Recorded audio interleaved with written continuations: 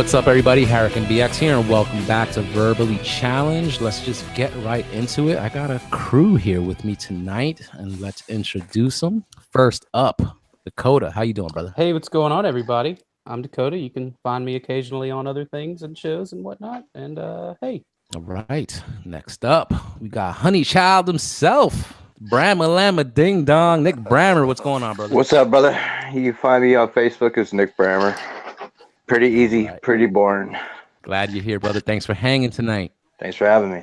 All right. Next up, we got Paul. What's going on, brother? What's happening? I'm on basically just Facebook, Paul Rossi, Xbox Live on the Skingeistador. That's with the G. I might have to get that from you later, man. I actually turned on my Xbox, but it's the 360. I haven't jumped into the Xbox One yet. I got both. I've been my digging son's on the one with the Xbox One. Oh, nice. Yeah, so it's good. I was actually playing State of Decay pretty much most of this holiday weekend, getting back into that because the sequel came out, but I can't get it because it's on Xbox One. So nice. I was reminiscing. All right, and last but certainly not least, our very special guest tonight, Josh F. from the Jaws of Death here on Verbally Challenged. What's happening tonight, Pop? Not much, man. Feeling good and happy to be here. Thanks for having me.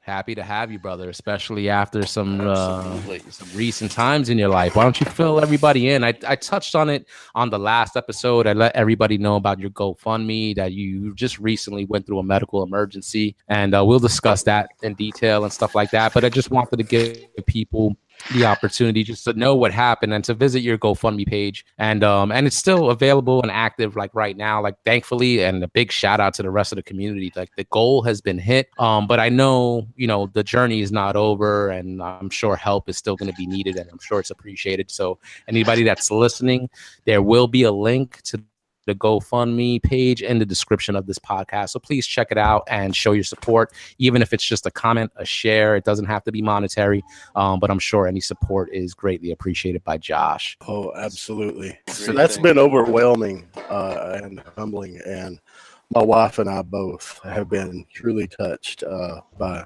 all the support from everyone, people checking in with both me and her, just seeing how we're holding up and everything, and it means a lot, and it's really helping keeping us positive. So that's incredible to hear, man, and incredible to see that a community that gets together just off their basic love for toys and action figures and Transformers and stuff like that. It just shows you that it's not just about the toys, and the that's been built is a lot more than that, and a situation like yours just proves it.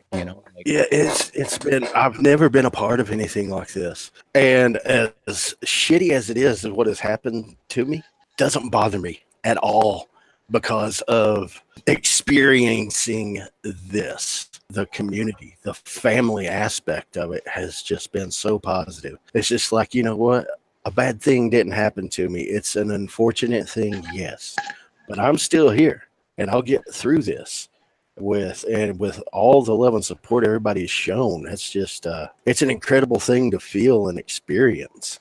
So humbling, so overwhelming. So I don't know what much more I can say about it. This was an emergency situation, correct? More or less. A few months ago, I dropped and broke a glass, and I thought I'd cleaned it all up. Next day, I had actually stepped on a piece of glass and got embedded in my foot. Wasn't a terrible cut, but I removed it, treated it. It healed up over time. But apparently during that time, I got a staph infection. And it was inside my foot and leg.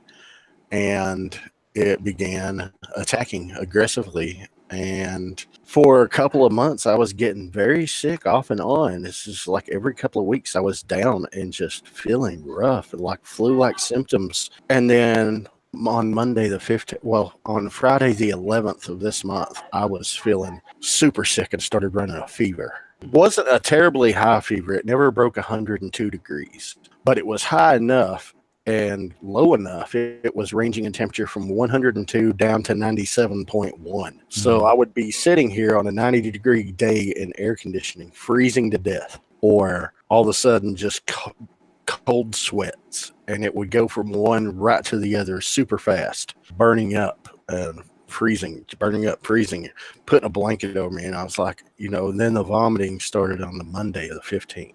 I couldn't hold anything down. My appetite was completely gone. From Friday the 11th until Friday the 18th, when I actually had my surgery, my entire food intake was 1.5 saltine crackers, 3/4 a piece of dry wheat toast, a cup of chicken broth, and 2 tablespoons of peanut butter for an entire week. That's all I ate. Wow. I was drinking about 10 16-ounce bottled waters a day, and still thirsty. Just thirsty. So I would drink a Gatorade. I'm like, maybe I'm just dehydrated because I was vomiting so much on the Monday. So I would drink a Gatorade. And then to combat the nausea, I'd drink like a small 8-ounce can of Sprite. And it was just, nothing was working. So I remember on the 15th, the evening of the 15th, or the 14th, that Monday, I dropped in on Enter the Realm. And I was like, hey guys, I'm not going to be around for the live show. I feel like I've got the flu. I'm going to lie down. I just wanted to drop in, say hi, and throw you guys a lot. And I went and I laid down, and I slept until Tuesday. Tuesday, I still felt pretty rough, but the vomiting had ceased. Okay. But I still felt terrible. And I hopped in on Breaking the Mold. And I was like, hey guys, I'm feeling pretty terrible. I want to throw you guys a like. Just wanted to say hi. I'm going to go lie down. I'll catch you next week. And then later that night, I noticed my foot was extremely swollen, my right foot. And I was like, what the fuck is up with this? I mean, it was almost double the size of my left foot. I was like, this is insane. And it was tender and sore, but not bad. I was still walking around. Wednesday, it was still swollen. So sometime mid-morning, Wednesday morning, or maybe it was mid-afternoon, I don't remember the exact time of day, I went to change my socks, and I noticed my right sock was wet. I was like, why is my sock wet? Now, mind you, I'm still walking around on a foot that's swollen and tender. And when I peeled my sock down, I noticed that I had blisters on my feet. And like 2 fingers wide and 1/2 inch tall all around my foot, top of my foot, sides of my foot, on the arches of my feet. And they were all weeping, like they had all popped in places and just dripping. Foot looking nasty. It's just like it had been in an irradiated area. And I was like, okay, that's fucked up. That doesn't look good. And I had a regular physician appointment on Thursday that I was planning on going to. I was like, you know what? It's late in the evening. Kids already home from school. I'm not feeling the best. I've been, alternating Tylenol and ibuprofen to combat this fever, keeping it under control. If this hasn't gone down any, I'll go to the ER first thing in the morning. Thursday morning, we got up, got the kid off to school, looked at my foot. It was worse. It was worse. And I was like, all right, honey, you're 5'2". You're 150 pounds. I'm 6 foot, even 300 pounds. It's like, you can't get my big ass into the car. I can't walk. I literally could not get up. And I had to transfer to a chair and just kind of prop my foot up. And I was like, let's call an ambulance. And we called an ambulance and told them what was going on. Now, the county that I live in is a very small county. There's only like 4,000 people in the entire county. It's on the Kentucky border down here in Southwest Virginia. We only have one hospital, and it just basically functions as an active emergency room. And you can get lab work done there, things like that. But they pretty much just evaluate you, stabilize you, and transfer you to another hospital is all they do if you require prolonged treatment. So, of course, by calling 911, when the ambulance crew gets here, it was 2 people that I know personally because I graduated high school with the one guy, and the other lady that was on the crew, she is a couple of years older than us. They looked at me and they said, you don't need to go to this ER. You need to go to the next hospital in the next county over. We cannot, because you called 911, transport you there, but we can radio another ambulance crew from the next county over to come get you. We will make sure that you get there. And they did that. And, the ambulance crew got here about an hour later because I live in the mountains. It's a 2-lane winding road. It is isolated. It takes time from the town they came from. They send a 6'8" guy and a 5'4" guy on this crew. I've never seen such a mismatched crew on an ambulance in my life. This one big lurch-looking motherfucker and this one little tiny guy. I'm just like, how's this going to work?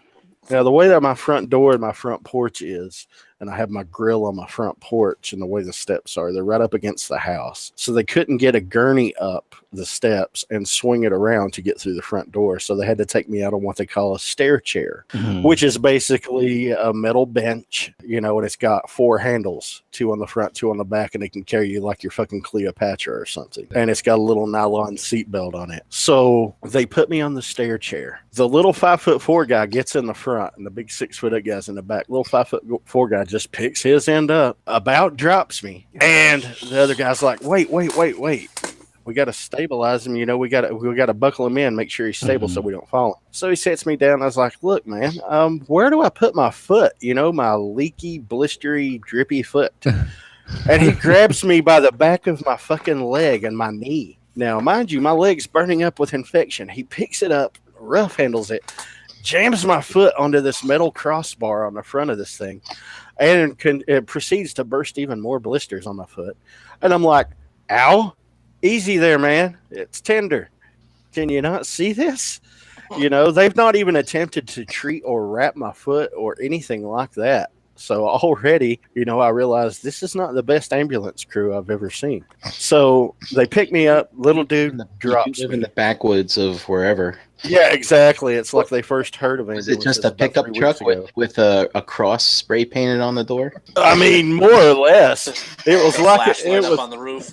Yeah. They had a It's on a swivel. flashlight hooked up to a fidget spinner. They're just reaching up. Do you have to go to Pulaski? Oh God! Took him in here next to the deer carcass. We caught on the way. We picked up on the way. There here. wasn't enough room for me in a deer carcass. This was the narrowest ass ambulance. It looked like a mobile toolbox. They put me in the. They get me down the steps. They drop me 5 times from the kitchen to the front door. God, Banging my foot, and it's sliding off of this slippery bar that's covered in my foot juice. It was fucking gross. But they dropped me 5 times. The little guy does on the way, and I'm sitting here thinking, I'm not going to make it to the fucking ER. I'm going to die before I get to the bottom of my front fucking step. But they managed to get me down, and they put me up on the gurney, and they jam me in the back of this fucking truck that's about as wide as a bread loaf. You know, it's like, Jesus Christ, guys. You know, I'm a broad boy. I'm 6 foot tall. You know, 300 pounds. It's like, you need to grease up these doors to get me in or anything? Shit. They jam me in here. There's nothing for me to hold on to. This gurney has no handles, nothing. I am literally trying to reach over with my left hand and holding myself upright on the wall because it feels crooked. And normally the hospital that I went to, it's about a 40-minute drive normally on a regular day. It's about a 25-mile trip, 40-minute drive in traffic. It took 90 minutes for this ambulance to get me to the hospital. I'm like, you know, isn't this kind of an urgent fucking situation, fellas? Can we not speed it up a little bit? They were just strolling, man, taking their time. And they're like, we got to stop this over their ambulance service and return their stair chair to them. I'm like, you can't do that later. You mind skipping the drive-through, fellas? I'm in pain. You know, I was in a lot of pain. I was feverish. You know, I felt like an absolute bag of ass. My foot looks like fucking Deadpool. Yeah, man. It's no shit. Like an angry avocado fucked another angry avocado. Yeah, they finally get to the ER. Now, of course, I'm worried. My wife's worried. But we're thinking, okay, we're at the hospital. We'll find out what's wrong with me. I'm not there 5 minutes, and a surgeon comes in. They said, you're septic. It looks like you've got a severe case of cellulitis in your leg as well. They did some blood work. They did some tests. They did a CT scan in my leg down to my ankle. They did some x-rays of my foot. They got those results back within the hour, and they said, okay, here's the situation. You are septic. You have cellulitis in your leg, midway up your shin. You have a terrible staph infection. You're going to have to lose your leg. And I was like, okay, there's no chance of any aggressive antibiotic treatments or anything like that. And he's like, no, you don't have a lot of time here because you are septic and this staph infection is in you. We need to amputate and we need to do it as soon as possible. I said, what happens if we try to treat it and don't go with the removal? They said, you will die. Wow. I said, well, let's get this shit on the road. Let's get it going. When do we start? Wow. they said we're gonna schedule it for first thing in the morning. I was like, okay. And that first night I was like, wow, this is nuts. I'm gonna lose my leg. Jesus Oh Christ. well. Yeah. So that's going in my mind. I didn't anticipate this scenario, but it's happening, and I don't want to die. And I'm absolutely fucking terrified at this point. I really was. I was scared shitless out of my head. The next morning they come in, the surgeons talk to me. They let me know what's going on. And I was like, you know what? I'm here. I trust you guys. Take care of me. Let's do it. Let's keep me here. I've got an 11-year-old daughter. She just turned 11. I've got a wife. I love them. I don't want them to miss me and do without me. Like, this is a temporary setback. Let's do it. So I'd like to piggyback on that, Josh. I like, you're saying like, look, I've got a family, I got people that depend on me. I said that to a lady that I thought was going to kill me one time in the casino, because even though, I don't have a wife and kids, but it really makes people like concentrate, and that's good. I think that was good. Yeah, man. I mean, it's like, I love them. They're my world. I don't want to. There's things I want to do, and it just made me think there are a lot of things left in life that I want to do. There are things that I want to do with them. I don't want them to go without me. I don't want them to miss me. And it's just like, let's do it. Let's take care of it. So the surgeons come in, they tell me what they're going to do. They say there is enough healthy tissue and bone in my leg to where I will have about 5-6 inches below the knee. So that's a good thing, because it allows plenty of strength and room for a good prosthetic fit, and it will not be as difficult as if they had to go above the knee. So I was like, all right. And they take me back to the OR. They hit me with the anesthesia, and the next thing I know, I wake up and Misty's looking over me, and she's crying and she's smiling. She's like, everything went well. You're going to be okay. And I looked over, and my mom and my stepdad were in the room. All I remember, I was in the most agonizing pain in my entire life. I was, even though they were pumping morphine into me, my leg was on fire, and I have never experienced pain like that in my life. And I was yelling out. I was crying out. I was like, God damn, this fucking hurts so bad. Just makes this pain stop. I was begging. I was like, please just make this pain stop. And I was in tears. I was in agony. I was begging them, please make this pain stop. Please take it away from me. I was like, just put me out of my misery. They were already putting morphine in me, and I was in that much pain. And they put enough in me. They put enough in me to knock me the fuck out, where I don't remember much of Friday at all. I do remember waking up Friday night, and I was feeling much better. I was aching, but I was feeling much, much better. And I was like, God damn, whose dick do I gotta suck to fucking get a sandwich around here? I was so hungry, man. Because like I said earlier in this story, the only thing I had eaten in 7 fucking days was a saltine cracker, a dry piece of toast, 2 tablespoons of peanut butter, and a cup of chicken broth in 7 days. So I was fucking ravenous. My appetite was back. And one big boy to another, man. I feel for you. Oh God, dude. Golly. Yeah. And I was just ravenous. And the doctors came in. They said everything went really well. It was a clean amputation. Your leg looks good. Your leg looks strong. You're going to be okay. And I was like, I know I've got a tough road ahead of me. And they're like, yeah, you do. You're basically going to have to relearn to walk again, but that's after you heal. And it's going to take weeks to heal. It's like, well, let's get it on track. It was a no-brainer for me, man.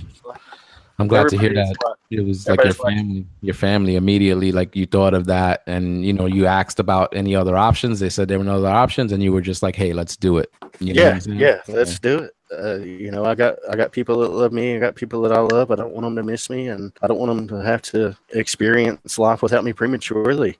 Yeah, let's fucking take care of it. And, they took care of it. And I had an amazing team of doctors.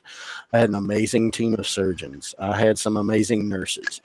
One of my nurses, Misty's sister, her husband, it was his mother. So it's my brother-in-law's mother was one of my nurses. Wow. And she was absolutely one of the best nurses I have ever had the privilege of being cared for by.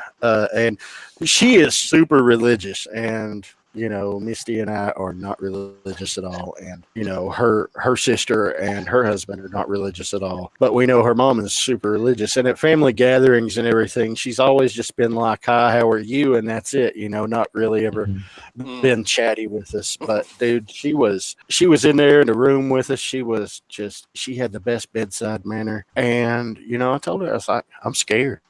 I'm scared of what I'm going to have to go through. I'm not going to lie."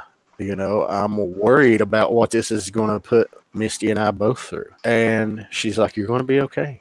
She's like, "I believe that you can do this. You got this." And she was explaining all kinds of things to me. And I was just like, it was great. I only had one nurse that I had to really tell off. You ever seen these people that they're older people and they treat people like they're fucking toddlers? This nurse comes in on Friday evening. They had just changed the sheets on my hospital bed when they brought me back from surgery and transported me over. And of course, my leg, there's a dressing on it. It's leaking blood and fluids. She's like, "Oh, look at what you've done. We just changed that sheet." I'm like, "You mean what I've done? I'm laying here fucking recovering. What the hell?" And she's just talking like I'm a goddamn 2-year-old. She's like, "Oh, it's time for your medicine now, and blah, blah, blah. You got to take it so you can grow up to be a big, strong boy." Did you do the airplane? Did you do the airplane? No, thank goodness. Thank goodness I would have snatched that shit right out of her hand. But on Saturday, it's a humbling thing when you cannot walk to a toilet and you have to shift from a bed to a bedside commode, one of those chairs with a bucket in the bottom of it. It's the worst, dude. It's the fucking worst. It is. It's a humbling thing. So I had to move to that. I was having difficulty getting back. She came in. I buzzed for the nurse. Misty and I buzzed for the nurse to help us get me back over to the bed because nobody just really showed me how to transfer. And she comes in. She's like, "Oh, look at what you've gone and done now." Ooh. Oh, I felt Misty was standing right behind me, and she braced. I felt her physically brace behind me and grab my shoulders. And I was like, "Listen here, you fucked up bitch." I was like, you shut your fucking mouth. You turn your ass around and you waddle it right on back out that fucking door, shut it, and don't let me see your face again as long as I'm in here. I was like, I don't care if I have to wait an extra half an hour for a nurse to come and give me treatment. You get your ass out of here. I don't want to see you again. I said, I don't want to hear your voice. I don't want to see your face. That's it. I just pissed on the floor and called her when I was done. Done all that and said, "Give me a sponge bath, bitch." This woman disgusted me so badly. I did not want to see her again. And she stood there and kind of stammered and tried to open her mouth. I was like, "Shut your mouth! Out of this room now!" And she looked at Misty like she was trying to appeal to Misty. She's like, "Well, it's just, he's angry." And I'm like, "You goddamn right I'm angry. And don't appeal to her. She doesn't want you in here either. She's just too goddamn nice to say it to your fucking face." I said, "Hit the bricks, lady, before I call somebody and somebody makes you hit these bricks." And she turned around and she walked out. And I literally did not see her until the day I discharged. What was fucked up, though, 2 days later, I'm needing some ice water. So we called a nurse to bring the ice water in, and nobody could bring it to the door but her. And you know how nurses, most of them give a quick knock and they open up the door and come in? She gave a quick knock, opened up the door, curved her hand around the door, and just shook and rattled the fucking cup. I was like, oh, man, and Misty grinned, and she's like, "It's her. It's Martha." I was like, "Well, Martha? Yeah, that was her name. That was her name. Why'd you say that name?" So she grabs the cup, and I'm like, "Thank you, Martha." But yeah, man, other than that, I never saw her until the day I discharged. Everybody else was just so awesome and so cool. There's always that one. Yeah, exactly. But I was just like, I'm not putting up with this shit. I'm already miserable. I'm missing half a fucking leg. I'm already having to eat shit food. Thank goodness they had turkey sandwiches, man. Cold cuts. I lived on turkey sandwiches my entire week in there because hospital food is terrible. Yeah. At least in this one. For the patients, like I don't know, I guess that's just like the way it seems. But then, like in my cafeteria, like the food is pretty decent. Like and anybody could go there, like a visitor, staff. It's pretty decent food. So it's just the food that you get on the floor as a patient is not that great. From my individual MREs. It really wasn't. Oh, dude, I wish I'd had MREs instead of this shit. Yeah. But everybody was cool, and a lot of people have been like, "When is it too early to make a leg joke?" Wednesday morning, Tyler Gillett, Ty Pryor, that I do off the runner with along as Dakota. He messaged. Okay, we can edit that out. I play. No! Don't keep it there. I play Halo with this dude. So when he gets on, I'm just gonna be like, "Hey, Gillett." Oh, was he pronouncing like Gillette or something like that? No, it's like the best a man can get. It's that time. Oh, Gillette. Yeah. Okay. Fuck it, Gillett, man. Anyway, man. Tyler, he sends Misty a message. That's fucking funny. I can't wait to do that shit tomorrow now. He sent Misty a message. He's like, because I told you guys in the Off the Runner chat, hey, I've got to go to the hospital. I'm not going to be around for a few days. Yeah. And then like a week and a half went by and we're all like, hey, what's up, man? Yeah. So he reached out and he asked Misty what was going on and she let him know. And it was just a few minutes later, he's like, okay, we want to help. Start up a GoFundMe. Are you cool with that? And she's like, yeah. So Wednesday morning, she set up the GoFundMe, and he started reaching out to everybody in the realm and in the Cool Table Network. And it was just all of a sudden, this GoFundMe is just boom! It is growing and growing and growing. And Bobby Skullface, he sent Misty a message from his Facebook. He's like, hey, this is Bobby. I need your phone number. I need Josh's PayPal address. Get that to me as soon as you can. And she sent it back to him. And 30 seconds later, he's calling. Yeah. And, I've exchanged emails with Bobby several times. We've exchanged messages. We talked on the phone a few times before this happened because I've been a Patreon of Nerd Rage for a while and everything. And, I feel like he and I have always had a friendly rapport. And he calls up and, Misty's crying. Because she can't believe all the support we've already been receiving throughout the day, and this is about 6:30 p.m. somewhere around there. She's crying. He's like, darling, are you okay? And she's like, I don't know. I think so. He's like, look, everything is going to be okay. He said, we want to help. He said, we at the Cool Table Network want to help from the respective shows. We want to pull together a little bit of cash, send it to you guys directly in a PayPal so GoFundMe doesn't take any of that. Yeah. We want to help. We're here to help. We care. And he was just really positive and reassuring. And, he and I have talked on the phone with several times and I always said, hey, you want to say hi to him? And she's like, no, that's okay. She never talked to him. And she was just so touched and that he reached out personally. And then she passed the phone to me. And, he knows that I've been doing the All Queued Up podcast. And first thing he says to me, he hands me the phone. He's like, dude, I told you to break a leg, not go out and lose one. I was like, shit, man, I fucked that up. Hey, Josh, can I ask you a question real quick before you get too into the Cool Table Love? Yeah, sure, Greg. Greg, by the way. Yeah. Did you get to name your own pirate ship, or did they just give you one when you lost blood? I don't know how that works yet. I'm still.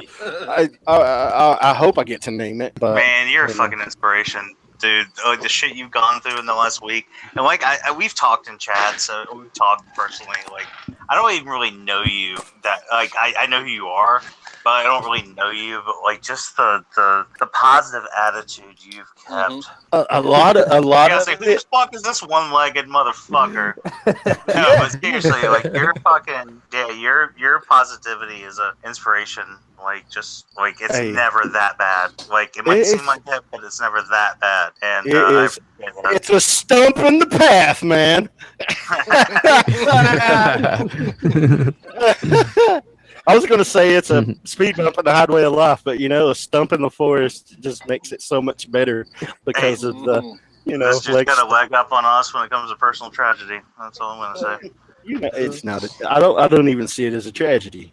It's an inconvenience at best that I'm gonna have to work hard through. But all the love and support that everybody's giving me from you guys, and I'm not talking about the monetary support. It's like, Greg, you and I have never spoken until now. We've spoken in chat briefly the other day. You reached out to me to ask me how I was doing. Dom, we've talked in Hangouts. You're one of the first guys to reach out, ask me how I was doing. Jose, you donated and you left a comment just checking in, hoping I was doing well, asking me to hang in there. Everybody that, Deluxe has checked in with me. Robert D messaging Misty and asking, how are you and he holding up? Because, this has got to be taking a toll on you. How are you doing? Bobby calling and checking on us. It's just the overwhelming support and just showing that everybody in this community cares means so fucking much to me and to us as a family. It's like, by starting that GoFundMe, I had to have, this is after my insurance, my antibiotics to come home, $800 copay I had to pay. You guys got me home. Yeah. So I'm not in the hospital driving up a bigger hospital bill because insurance only covers so much. There's still going to be out-of-pocket expenses. Yep. You guys got me home so I can heal with a positive mindset. I'm not built to be in a hospital. I can't handle that long term. 8 days was enough. I was just like, I'm going to know off my other leg to get out of this motherfucker if you guys. Yep. You definitely know that when you're in a hospital bed, like every hour is like 2 hours. So that 8 days must have felt like 16. Like, trust me. It was even worse because they had shit TV. I was like, if I could have watched TV, I would have been okay. But they had these old ass TVs from like 1983 in there, and you turn it on, and it's just fuzzy as fuck. And it's like, am I watching something from the 80s, or is Can this? y'all give me the as good as Wi-Fi it gets? password? I'm gonna look up some Pornhub real quick. I mean, the Wi-Fi wasn't that great. Thankfully, Misty had her phone there, and we had my daughter's Kindle tablet there, and we were able to communicate. But, we kept this quiet until we knew that I was out of the woods and everything, and we didn't mention that shit until Wednesday morning to anybody. Josh, where are you located? If I in Virginia. I'm in Virginia. Oh, okay. The southwestern part of the state. Down my county actually borders Kentucky. 45-minute to an hour drive to like Tennessee. I used to live in Asheville, North Carolina. Oh, Asheville? Okay, I used to live in Spartanburg in South Carolina. Oh, nice. Yeah, my Kent used to live there. We're from rural North Carolina and South Carolina originally. Awesome. So. Yeah. Well, see, Johnson City, Tennessee is an hour from Asheville. That's like an hour and a half drive for me. That's where my Toys R Us was.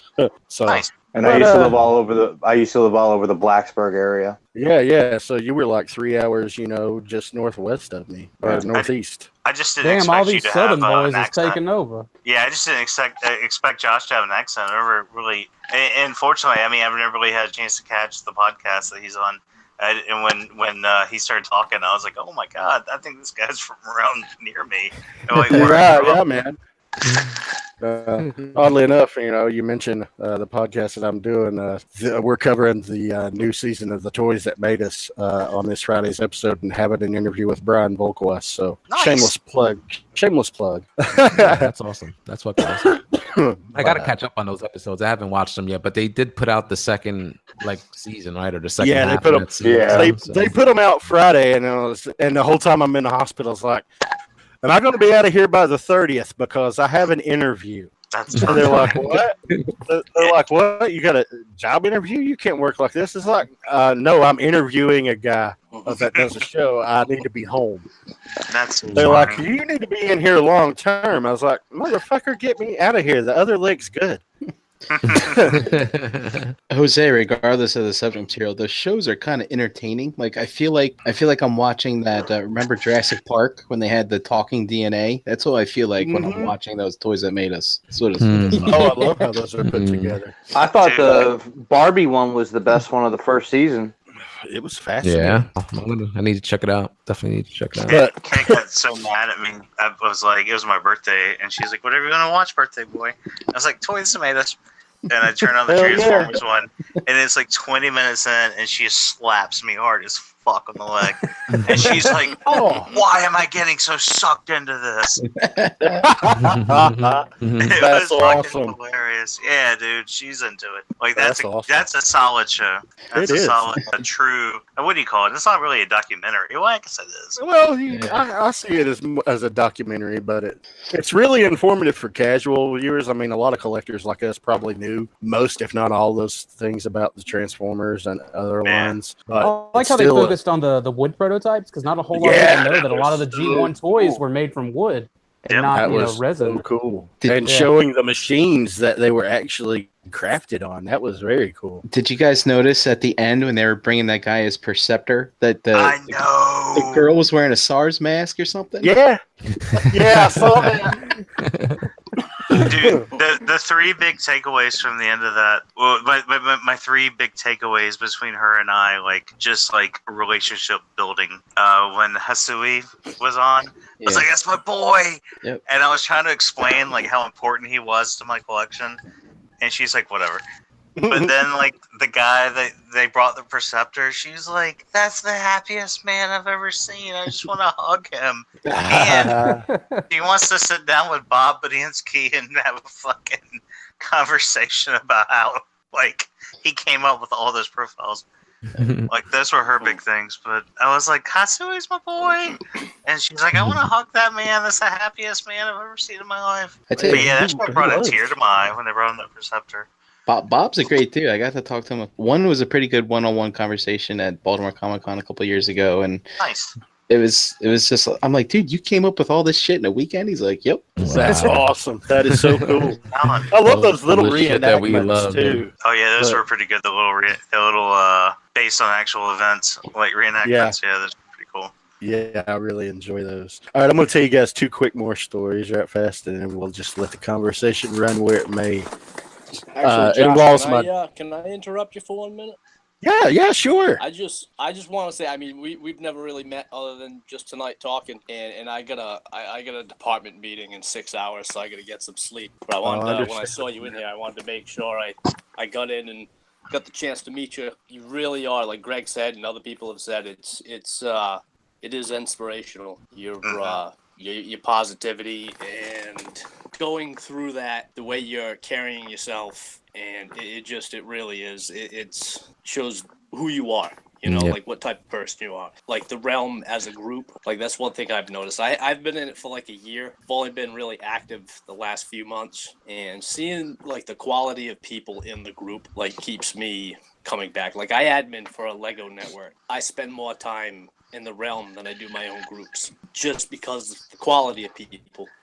Shout out or whatever, what you want to call it, like to you, because again, you're a great guy, and just seeing how positive you are going through this is just it really says something. Hey, I appreciate that so much, Paul. I really thank you. And it's just people keep saying that, and it's just like I don't see myself as an inspiration, and it's so fucking weird to hear. I'm just a lucky schmuck with incredible friends. That's the way I see it. But it's touching, and it's humbling, and it means a lot. And thank you. It's the positivity, brother. It's you facing down this situation and not giving up, and just being so positive and so nonchalant and joking about it, which is great, because it always just goes back to that Jack Nicholson line, the first Batman. Like, haven't you ever heard of the healing power of laughter? Like it's exactly. That. You know what I'm saying? Right. And having this great support system here, like with you. Yeah, it's dope.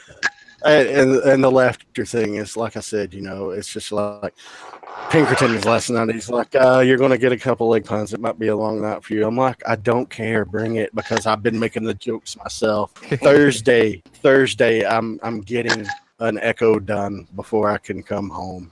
And the prosthetic guy, he's in the room talking to Misty and I, and this girl comes in to do my echocardiogram.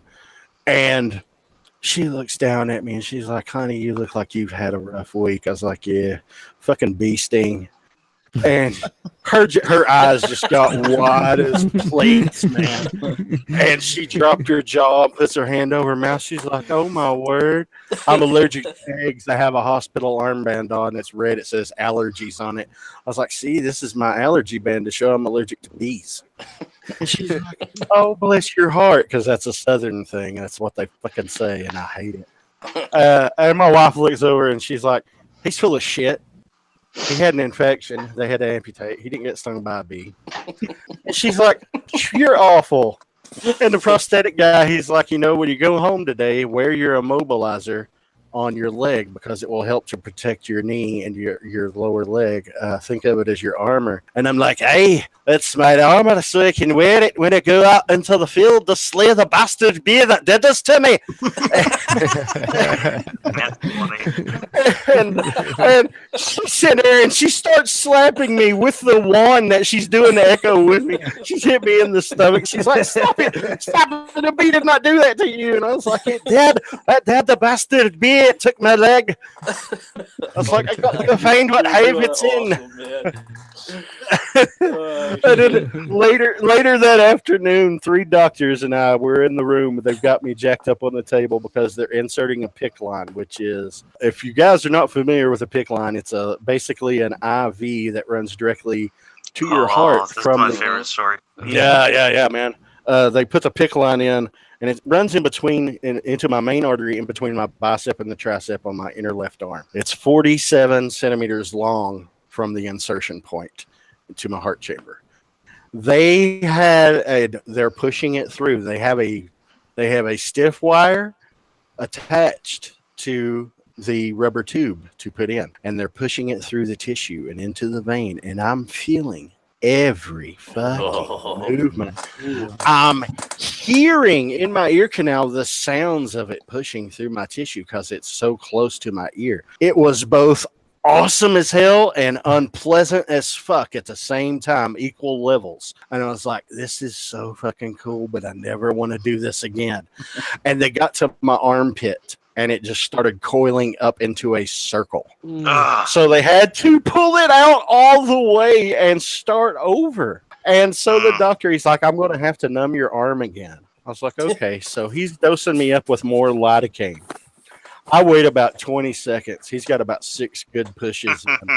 And I look over all 3 doctors. I was like, "Guys, I can't feel my fucking leg." All 3 of them just had that immediate reaction. They're laughing their asses off. They stop in the middle of a delicate medical procedure to wipe tears away from their faces. So, I mean, I'm making the jokes already. I don't care. Bring them on, because I love it. It helps fuel me. It keeps me positive. I was like, fuck it. There's only one me. I can get a new leg. When did they say you're gonna be able to use a prosthetic and stuff? Because I know you got healing. How long is the healing before you could use a prosthetic? Well, my home health nurse, she's been by a couple of times. She says it's healing. The wound's already scabbing over really well. It almost has scabbed over almost completely all the way across. The only place that it hasn't is where my bone would be. So it's still closing up because there's still a little bit of daily drainage, but not much. Yeah. They said probably about 6 to 8 weeks of healing for that. Once it gets good and healed, they can begin the shaping because they'll have to reshape the muscle tissue with compression and things like that. Then they can fit me for the prosthetic, and then that's when the next step of the physical therapy begins, learning to walk with the prosthetic. So that's that'll probably marathon, right? Happen. Yeah. I'll probably just walk really slow because I ain't running. You see me running, some shit's wrong, man. But you see me running right now, there's going to be some incredible shit happening because I'll be doing it on one fucking leg. Yeah, they said about 6 to 8 weeks. My home health nurse, my physical therapist, came by from my first visit yesterday. She just wanted to check range of motion. I showed her, the full range that I can bend my knee backwards and extend it outwards. She said I'm only 10 degrees shy of having full range of motion and 10 days removed from amputee surgery. She said that's pretty fucking remarkable. Nice. And I've been doing, she left me a list of 9 exercises to do. I'd already been doing 7 of them. And I would actually been doing them more than she wants me to do them. She's like, take it easy. I know you're excited to get back to this, but you need to let your body heal. You can overdo it. You still have a big wound on your leg, so back off a little bit. Take it easy. And then, she saw me transfer from like I'm getting out of my wheelchair to the couch. I scared the shit over because I'm basically doing like tricep dips to push up and hopping over the bar and flopping over to the couch, landing on my hip. And she's like, "Don't do that. The arms come off of it." It's like, "Oh, they do?" she showed me how to take the arm off and just slide right over. It's like, "Oh, well, that makes it easy." She's like, "Yeah, that was pretty scary, but the upshot is your triceps are in great strength, so that's really good because you've been wanting me to do like tricep push-ups, on the chair several times a day. So I've already got a leg up on that." My man. You posted about that today, right? Yesterday. Okay, yeah, because I told Ken about it. I was like, I'm proud of you. Like I said, like I don't really know you, but like I'm proud of you. You know what I mean? Oh, yeah. And I was telling Ken about it in the car. Oh yeah, we were coming home from dinner, and I was like, his home health nurse came by and said he was doing really well. I don't know, man. Like that's awesome. Yeah, it's like we're all waiting to see new updates and stuff. Like just. Yeah, well, physical therapy nurse comes back tomorrow, so we'll see if there's something to report on. Sharing, the story of it, like what happened, and I mean, it's gotten easier to talk about. The first couple of days, just thinking about it, I'm not gonna lie, it was hard, and I was fucking scared. I was terrified. I was scared before going to the hospital. I was scared at the hospital. Mm-hmm. I was scared the first couple of days, but you know what? I'm going to be just fine. Yep. I'm going to be just fine, and I'll be walking by TFCon, and when I'm at TFCon, I'll be able to see everybody face to face, walk up to them and thank them in person, give them a handshake and a hug. Aww. That's my goal. That's my goal, man. Can't wait. That's the goal. And, just, whatever cool fucking leg I got, people can tag it. Tag it up. The Rock will have plenty of stickers for you, that's for sure. Shit, yeah, man. Hey, well, I mean, get out of here. But yeah, thanks to all you guys, Josh, especially you. Paul, thanks. It was a pleasure, man. Thanks for dropping in, and thanks for the kind words. It means a lot. It's helping that positive energy, man. It's helping keep me going. And I appreciate every bit of it. Paul, thanks for hanging out, bro. You guys have a great night. You too, man. All right, you too, brother. Be good. All right. But yeah, I mean, that's. Yeah, man. Thanks for sharing, man. That's incredible to hear. Like, and I know you say like, oh, you're just an incredibly lucky guy that has great friends, but to from our perspective, everything that you just went through and the positive outlook and moving forward, your attitude, like where it's at, it's incredible to see, and it is an inspiration for people. I don't think this is going to get far out there, honestly, but for anybody that's going through the same thing and that might not have that positive attitude, there's always just that other way to look at it, because you could stay down in the dumps and be like, why me? And why is this my life? You going in that other direction, the direction of positivity, that's exactly where you should be, man. You know what I'm saying? And I'm happy to see it. And I think the community as a whole is happy to see it. And that's why everybody's so happy to hear that you're okay and they're so supportive and everything like that. Yeah. It's also like the way you're humbled. Like I'm humbled by the generosity of the community that we're in. You know what I'm saying? And to see how everybody pull together for you. And it's I've only been active in the community since like late December. I've not been around long.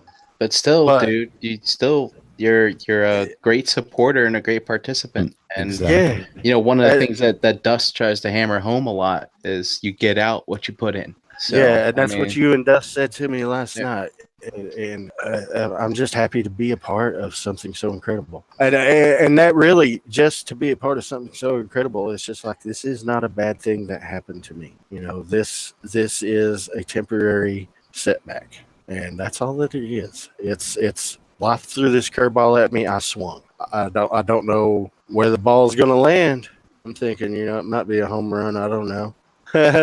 But once it gets there, fuck it. I'll be on my feet again before we know it. And I know there's going to be days I'm probably going to be lying on my back in agony and just saying, God, this is the worst, or something worse than that. And all I got to do is think back to all the people that have been so supportive. And it's like, you know what? People are looking to me to get through this. I don't want to let anybody down. I don't want to let myself down. I don't want to let my family down. I'm going to show everybody that, your belief in me, it helped get me to this. It's just that first night at home, that first night back being home, I was so happy being home. But man, what an adjustment! It was really truly a rough night. Getting home and settling in. Part of that was because they released me after the pharmacies were closed for the day, and I didn't have any Percocet. I didn't have any Percocet that night, and I didn't get it filled until like 3 p.m. the next afternoon. Oh God! Yeah, that must have been agony. It wasn't that bad. It was nowhere near the pain I had on Friday afternoon when they took the leg. It was discomforting, yeah, but it wasn't terrible. But that first night was rough at home. We had to adjust. We had a very rough night. Misty and I both only slept maybe 2.5 hours that first night being home. Speak of the devil, hi, honey. Since you're over there at the refrigerator, could you please send them? No, we don't have any coffee brewed. But I thought I knew you. Well, we don't have any coffee brewed right now. Could you give me a cold bottle of water, please? Ready. That's like the deal on Off the Runner, man. It's like every time he's just like, "Oh, hey, Misty, yeah, give me some coffee." After that first night, though, we've adjusted, and she's been so amazing because she's had to be my nurse because I've got that PICC line, I've got the IV drip. I have to have aggressive antibiotics every 6 hours on the dot. In fact, 53 minutes from now starts my next round. I got to get them 6 a.m. I've got to have them. So she's having to wake up early. She's running on like 5 hours of sleep. So I've been letting her nap and stuff throughout the day. And then I'll take my nap, so she can get stuff done. So she doesn't have to worry about anything I need. And, we're a strong team. And we got a strong team right beside us in the realm. So. Oh man, that's awesome. Yeah, thanks for sharing, dude. That's incredible. That's the only word I could think of that has the gravitas to just explain the whole fucking situation, and everything that you're going through and your attitude and everything. I'm sorry, Greg. I didn't mean to cut you off. Oh no, I was just gonna say, tell Misty I said what's up. She's the real MVP right now. She is the MVP. I mean, yeah, the spotlight might be on me, but she is the fucking MVP. She is the general manager. She's the fucking owner. She's the head coach. She's been amazing. And, she was working from home for 4 years for Toys R Us, and she got let go. Oh, man. She had just picked up and accepted a position for a new company. She was supposed to start today. She emailed them and told them the situation. Fortunately, they are going to let her join in the next class, which is a month from now. Wow. And she'll still be able to draw unemployment during this time so she can focus on helping me get better. And after a few weeks, I think we'll have it to where she won't need to be here for me just in case, and she can actually focus on going back to work and everything. That's cool. Yeah, so right now, though, she's been my rock. No pun intended on that one. See what you did. ROC. Yeah. But yeah, that's pretty much it. Other than that, I spent all weekend long. I was like, man, I cannot wait for Monday for Enter the Realm and the hangout after. I cannot wait for Tuesday for Breaking the Mold and the hangout after. Yeah, that's really what I was thinking. I was just like, I'm so excited to get back in and just talk to everybody because I've missed you guys. Yeah. I saw the email from Misty saying that you were excited to get back on the hangouts and stuff after the shows, and I was like, oh man, that's awesome. So that means he's gonna be around. Oh yeah.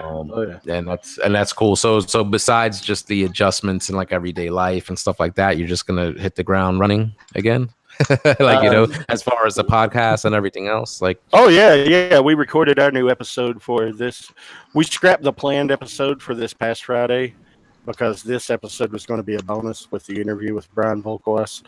Recorded our episode today, and we interviewed him tomorrow evening at about 6:30 Eastern. I'll edit it Thursday and throw it up Friday.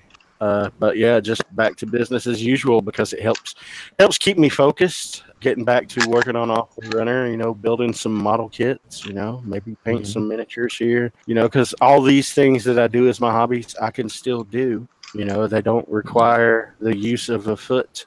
So I can do all the stuff that I enjoy doing and hanging out. And what's great is, during my physical therapy workouts when I'm taking my IV. I can do the exercises that I need to do when I'm lying down, because I'll lie down on the couch to take my IV and I'll do my physical therapy exercises at the same time. Okay. You know, the ones that I do while I'm sitting, I do them several times a day. Like, you know, during this conversation we've been having, I've been you know, working my knee, just swinging it back and forth and making sure that it has a good range of motion, that it's, you know, it's a little jerky in the movement, but, you know, we got to get that fluidity built up, you know, and working my leg up and down, you know, just keeping the strength up, you know, just those things I can do while I'm sitting here doing what I love doing. Not going to let it get in my way. What's that song? Ain't gonna Nothing's let gonna you- stand in my way. Yeah. Tied it into the 86 movie. Look at that. Boom. I didn't know if that's what you were talking about or not. It was close, but it is like another 80s song. Fucking Karaoke Don't night in the worry about it, realm. man, because it was a great work-in. No, I'm man. picturing Josh doing this fucking exercise, and he's like, "There, gotta keep on going, keep alive." And he's like, getting out of his wheelchair to go on the toilet. Fucking Eye of the Tiger's playing. That's when I've got the touch. Word, dude. That 86 soundtrack will get you amped, bro. Word. You know, it really Like will. Rocky. Have you guys ever seen the Cybertronic Spree? I've seen videos. I've never seen them in person. Yeah, I've not seen them in person, but I've seen their videos. And I'm like, I don't know if I love this or if I hate it. Yeah, and I feel that. But it's awesome in a way, and it's also like, huh, yeah, so that's a thing. It's But like, so people my age do this, huh? Yeah, it's good stuff. That was good. And Greg, you said Kit liked the toys that made us and stuff, because my girl's not into like any of this geek shit. Like, is she into anything like this? And was she still able to enjoy it, not being a fan? She collects pops. Oh, okay. Well, that's something. That's something. she Yeah, quits we do it together. I bought her a $3 clearance Carl Grimes Walking Dead pop from Toys R Us like 4 years ago, and then we have like 500 of them. That was it. I got the ball rolling. Yeah, so that shit went fucking weird. Yeah, I mean, she doesn't really care about Transformers. She knows who Devastator is and Megatron Optimus Prime. She didn't know who Jazz was. Well, that's today, incredible, because mine will only name Optimus Prime, and that's it. I got that Zeta toy Jazzy in the mail today, and I'm like, "What's his name?" She's like, "I don't know." But yeah, we started watching it. And she got into it. She really liked that dude, the guy that started, like the guy that came up with Diaclone. She really liked him. She's like, "I just want to hug him." And then Bob Budansky or whatever, she was like, "I really want to talk to him." And she slapped me hard as shit. And was like, it was actually kind of a punch. It was like a half slap, half punch. She's Spouse like, "Why am I getting into this?" Greg, are you being beat at home? Yes. Is that why you? There are support groups in place for Yes. battered men like This you. is why I don't go to TFCon, because I have bruises. Greg, we meet Friday night every night. Show us on the Greg Hot just Toys tells where they people- touched you. Greg just tells people, cheerleading, it's a contact sport. Yeah. I'm actually skipping TFCon this year too, but not because I'm being abused. I'm going to a celebration, man, in Chicago, Star Wars Celebration. This is the same weekend? No, it's not the same weekend, but I can only swing one convention like that. It's in July, and I was gonna say, if TFCon's it was the same weekend, like you could have just done both. Oh yeah, I would just commute back and forth, but Are I can more only of your swing friends one. going to Celebration than the TFCon? Well, no, The ones that but matter, I, Jose. The ones that matter. I can't. Star Wars is like my number one. Okay, that was my next question. The love of the franchise has to be the one that factors into your decision, so. Yeah, Jordan wants to go, and then my our couple's friends. We have like every couple has a couple's friend. Mm-hmm.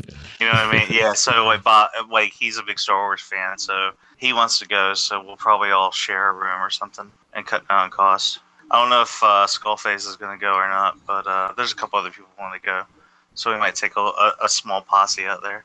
Nice. Hey, Greg, But, what did you think of Solo? I enjoyed it. But see, I don't have that same like negative attitude Okay. that like a lot of Star Wars fans seem to have. Like, I mean, I get it. It's not like as good as the originals were when you were a kid, but at the same time, like, come the fuck on, like, you know, like, don't let that dominate like the rest of your life. You know, like I thought it was good. I mean, yeah, I agree. There were parts of it that kind of dragged on, but like, I mean, I thought in the end it was a good heist movie. Yeah, that's what. And it was set in the Star Wars universe, you know, and then you get to see. Has everybody seen it? No. I gotta dip anyways. I'll talk to y'all later. No, I'm not gonna spoil it. I'm not gonna spoil it. But there was I gotta dip anyways. But you guys take care. All right, Primer. Thanks for being on. Nick. Thank you for having me. Yeah, there was that reveal at the end that was kind of like, oh fuck. Yeah, that was wild. Yeah, if my surgeon, Yeah, I got to follow up with her Friday. If she gives me the all clear, then I'm going to go see it Saturday. Nice. Oh, and you get to sit in that good seat too. Yeah. I always sat next to the good seat because our theater's, the theater, it's over next to my sister-in-law's house. You know, it's right across the Virginia-Tennessee border. So we go and we like make a day of it, a family day, because, you know, her and her husband, their 2 kids, and my little girl, and, you know, it's Misty's sister. We all play and hang out, grill out, whatever. We just like to take in a movie and just make an entire fucking day out of it. So we're usually gone like 10, 12 hours on days like that. But that one row, they got the reserved seating, and they got the one row there where they've got like 4 wheelchair seats, And then the helper seats beside them. 4 wheelchair seats. Yep. So I'm like, I always get the end seat next to a wheelchair space anyway. So it's just like, I'm just 22 inches to the fucking left or the right, whichever. Dude, do you realize you're gonna have like the best parking spots now? Yeah, dude. Yeah, for real. That's legit. I'm hearing that song now. What was it? Was it Family? No, was it Family Matters? I was like, accentuate the positives. Oh, I know that old ass song you're talking about. There was a Full House. Sing that shit. I can't remember. But yeah, that's gonna be your life from here on out, man. It's a temporary setback. It's all it is. I mean, I don't know if I would be able to keep a handicap little tag or something like that, you know, afterwards. I guess I could. I got a metal, you know, whatever leg. I guess I technically could. Oh yeah, you keep that. Cool. Yeah, probably don't have to use it all the time, but you'll have your off days, I'm sure. You'll have your days where you want it. Yeah. Fuck you, Grandma. I'm pulling out of that front space. Out of the way, blue hair.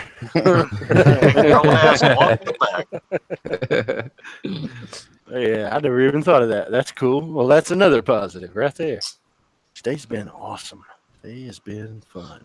Yeah, I'm glad we got to do this shit all unexpected too. Like I wasn't really expecting it, and it just turned into like a great thing, you know. Oh shit, it's cool when people do things to help each other out, and you know that's why I think I could speak for everyone saying we were happy to help you out. And Bobby definitely spearheaded the Cool Table Network donation drive. Yeah. And Tyler got the word out. I mean, he's the one that spread the word to begin with. And he and I haven't always seen eye to eye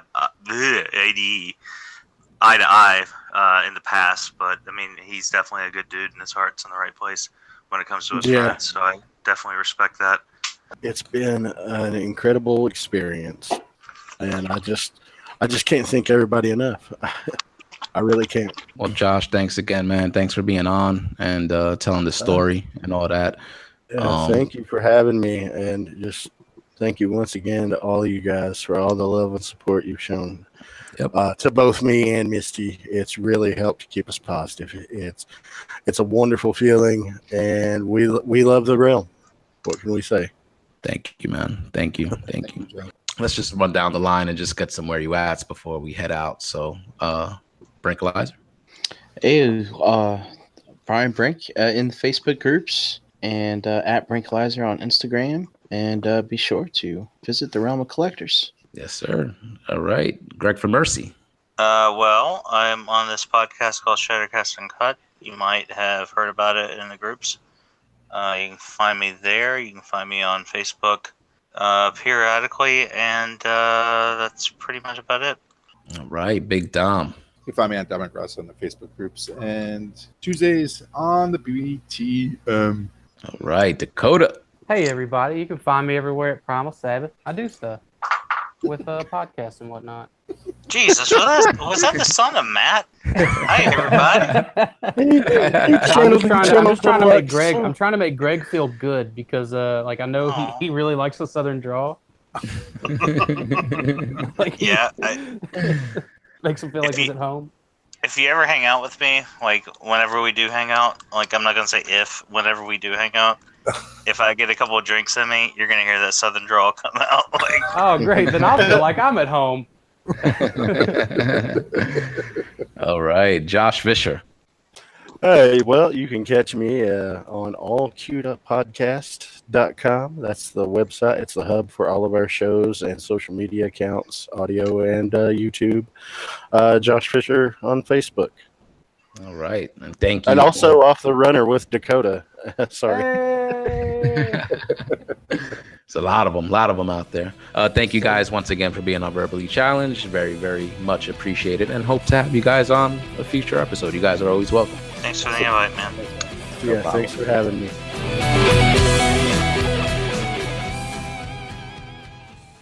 All right, guys. I also want to take the time once again to thank Josh Fisher for coming on Verbally Challenged and telling his story. Really, really incredible and inspiring. I wish that dude the best of luck in his recovery and can't wait to meet him in person at TFCon. Really, really looking forward to that. I want to thank the other guests that came onto the show as well. Greg for Mercy, Dakota, Brian Brink, Big Dom, Masterpiece Shitpiece, and Paul R. Really, really appreciate those guests coming on and hanging out with us on Verbally Challenged. Hope to have them on again in the very near future. As for myself, please follow me everywhere on social media at HarikenBx. That's Facebook, Twitter, Instagram, Xbox Live, and the PlayStation Network, all at HarikenBx. Please take the time to check out Breaking the Mold. It's a podcast I host on the Realm of Collectors YouTube channel every single Tuesday night at 8 p.m. Eastern Standard Time. And the audio version of that show is available on all expected podcast platforms, iTunes, Google Play, and all that good shit. So please check us out and leave a 5-star review. Please check out the rest of the shows on the Cool Table. It's a hub for like-minded podcasts. You can find the Cool Table on Facebook and find all the podcasts that are a part of the Cool Table on iTunes and Google Play. Please check out the Realm of Collectors. We're on Facebook as a group, Realm of Collectors. We're on Instagram at Realm of Collectors. And check out realmofcollectors.com. That's going to be it for tonight, guys. That's the episode. Thank you for listening. Really, really appreciate it. We'll be back soon. Real soon with the next episode, all right? So please take care, stay safe, and peace out.